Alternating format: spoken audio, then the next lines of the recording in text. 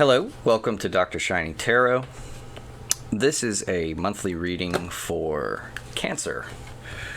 So welcome my Cancer friends. If you haven't already done so, please check out my introduction video where I will go over a little bit about how I read the tarot, what my method is, and what you can kind of expect to get out of this. And we'll go ahead and get started after I give you a couple more shuffles here. Oh, wanting to take off. Miss Truffles is playing on her toy, which is perfectly fine. We're going to leave her to do that. Alright, now, normally we would put the last four cards all in one row, but I do it a little bit differently. I like to put them with three facing this way and one over here, mostly because I don't have a ton of room on this desk, right? So we're going to go ahead and get to your reading. So your current situation is your Three of Coins. I'm seeing some good coins here with the material, so finances seem to be going pretty well. The Three of Coins definitely indicates this. This is three fellows who've come together to work on a project, and everything is going really well, and they're very happy and involved with the project. So it's ongoing, but it's going well, right? What's crossing or influencing you, this is not necessarily a bad thing. Very often it's not a bad thing. You've got the Ten of Coins. Ten of Coins represents a sort of fulfillment of material needs, abundance, happy family. There's a whole 3 generations of a family and 2 dogs in the artwork there, and it's all kind of come full circle, and all the hard work is paid off, right? So this is what's influencing you. So whatever you've been working on, or whatever your specific, whatever project you've been toiling away at, it's paying off, and everything is going pretty well for you as far as that goes. So you're in a good position. Now, what you have in your recent past, or what you're headed away from, is the Empress in the reverse, and this is a sort of domineering attitude, or too much, being a little too. It's kind of like a parent. It's a little bit too strict, right? This type of energy is a little overbearing, a little untrusting, and you're in the process of moving away from that. You're opening up a little bit. You're being more trusting, more faithful. You're letting go a little bit more, and also you're feeling a little bit more nurturing to others as a result of that. A little more warm.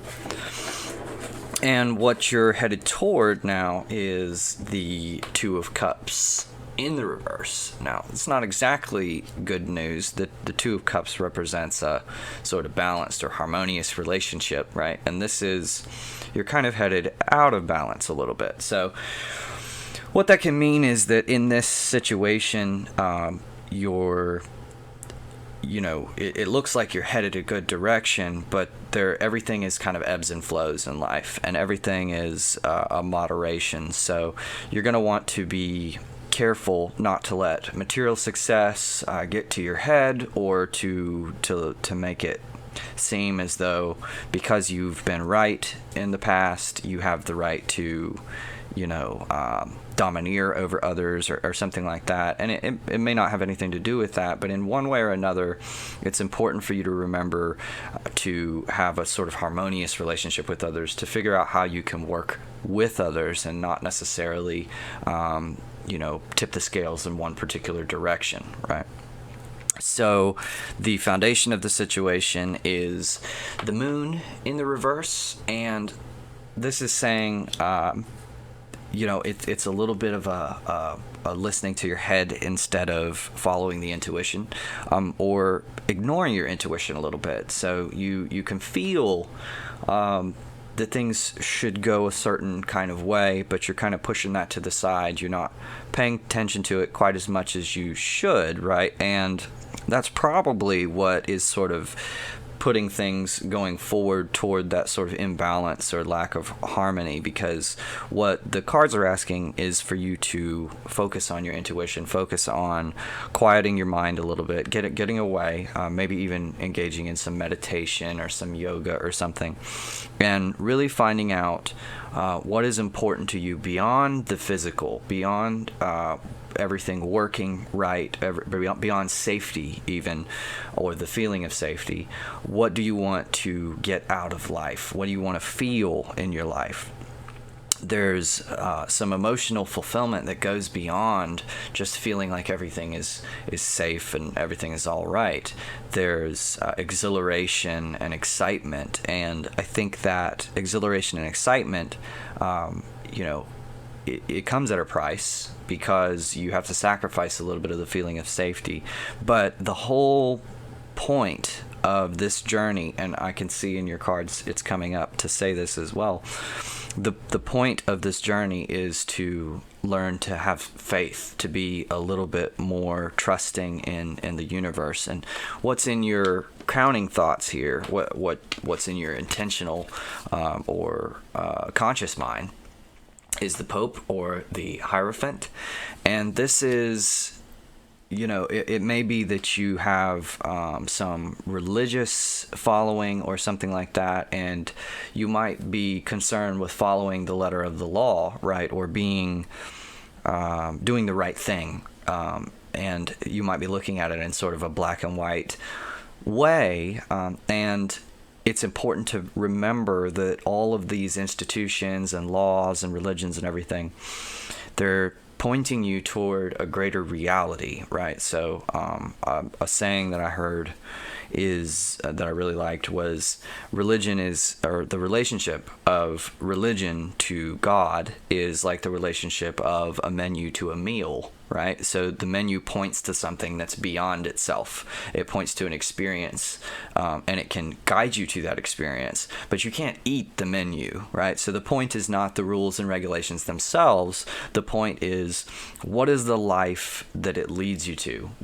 How does this foster balance and abundance and a sort of flourishing in your life, right? So that's what you're being asked to focus on, is a little bit more of not necessarily the rules, but what's the reason for the rules? What is it? And I think that when you deal with others, if you want to avoid this unharmonious imbalance, it's important to express to them as well why you care. So this is saying, don't go at others with the because I said so mentality. That's not going to serve you well here. Explain to others what your concerns are if you have strong concerns, right? They would react a lot better to knowing why you care about something rather than just experiencing the raw force or energy of what is important to you. Okay, so your advice for the current situation, or it can also be the energy that you're bringing into the situation, is the Knight of Swords. And so this can be, Knight of Swords can be kind of a rash thinker, right? This can be somebody who walks in and you've kind of maybe even oversimplified the situation a little bit to where there's some subtleties going on you're not aware of, but you kind of cut straight to the chase. You don't have time for the small talk, right? You're just, this is the way it needs to be. This is the way it has to go. And for the context of this reading, it's, I think, saying, be careful bringing that energy into this situation, because there is more going on than you're aware of. And while you can be quite effective by cutting straight to the chase, it might alienate you in an interpersonal dimension. So, success, material success, is not the only thing that matters. If you get to the end of your life and you have all the material success in the world, but you've alienated everybody around you, why does it matter, right? What are you going to do with that money? Is it really going to make you happy to clutch your riches as you're drawing your last breath with nobody else there beside you? So this is a warning to not be like Ebenezer Scrooge, right? To kind of open yourself up emotionally to other people, and to also remember that this emotional aspect of life is also important, and it's also equally enriching as money itself. So the current environment is the Strength in the reverse card. The Strength card, if it's upright, this indicates using a little bit of even passivity, right, or passiveness. If passivity is not a word, I don't know, but a little bit of passiveness to create a safe space around others that have power or energy, and using that sort of inviting and comfortable atmosphere, you free yourself from the danger of those around you. She's not at all worried about that lion, but because she's kind and helpful to that lion, in fact, the lion probably affords her a great deal of protection, because she's providing something that the lion needs, which is some safety and comfort and love, right?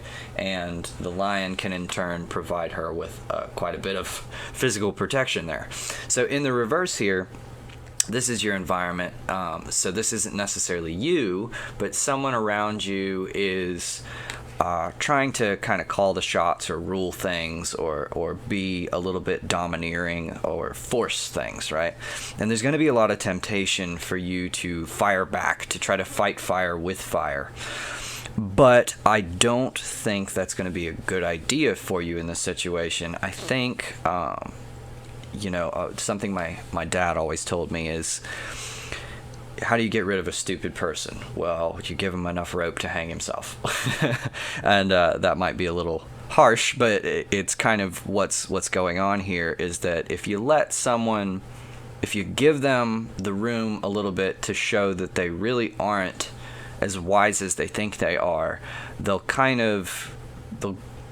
go away on their own in some way or another, or they'll sit back and realize, hey, I need to listen to those who have this authority and experience and success and can teach me and can develop me, right? So it's saying, be careful about forcing your opinions on others, or saying that it has to be a certain way. Give a person the space to express themselves and to be themselves, and they'll much more naturally want to know more about the way that you are. They'll respect the way that you are, and they'll learn from you a little bit better, right?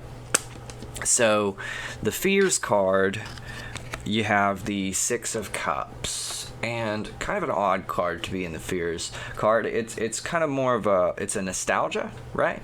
So I would say that the best way this applies is that you are a little bit fearful that all of the good times are going to be kind of in the past or behind you, that there's not much good to look forward in the future, or that it's not a very bright future, right? And I would say that is only true if you make it true, right? So the whole point of this reading is to remember that the material, the accomplishments, while important, while you don't want to forsake that aspect of your life, you can bring this into balance a little bit more by focusing on the emotional and interpersonal parts of your life. That's Mr. Orange. Say hello. So everything in life has a sort of a balance. It's all a lesson in balance, right? It's everything returning to a resting, or not even resting, because sometimes balance is not about rest. It's about having an equal amount of energy and rest, right? So, but in one way or another, you can bring your relationships into a more harmonious focus, or a more harmonious flow, and that will be a lot more fulfilling for you.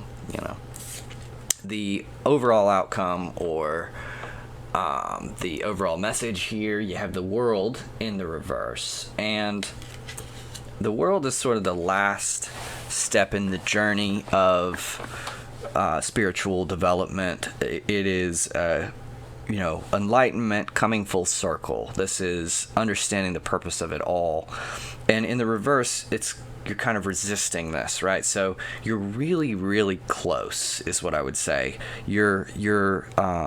You've got wisdom, you've got all of this stuff figured out, you really do, and it's at this point not so much about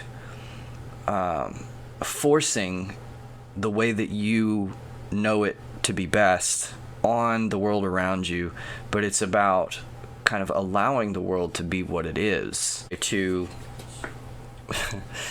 finish up, your world in the reverse is an indication that you're almost there, almost at the end, but for whatever reason you're kind of not putting in the final step, or you're right short of it, and it can be a kind of a clinging to a past situation or something that's not entirely resolved, or it could be just maybe hanging on to that last or to however it was or however it's been, maybe clinging to a little bit of a nostalgia, right? But there is still more fulfillment to come. There is more life to be had past this last surrendering to the universe, right? Surrendering to the way things are. There's a little bit more to go. So don't feel like just because you're going through a new phase or a new stage in your life that it's kind of all over. It's not. You're just going to the next stage. You're just going to the next thing. And you're going to want to do that in the very near future, right? But whatever the resistance is, it's not entirely necessary, but it's also not unnatural, right? We all cling to certain parts in the process. The overall message would just be to be careful about clinging too much, because then you're going to start going back down, right? You're going to start getting back to the place you don't want to be. And the balance of life is in a sort of flowing with it, going with the flow, right? We're all going down the river. Some of us are just fighting it, and others are going with it, right? So you'll find a lot of fulfillment in life by remembering this balance in your life, and that's pretty much the contiguous message of your whole reading here.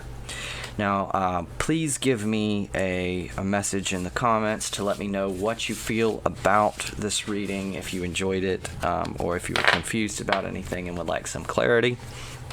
And until next month, I will be seeing you, and thank you for watching. Bye-bye, Cancers.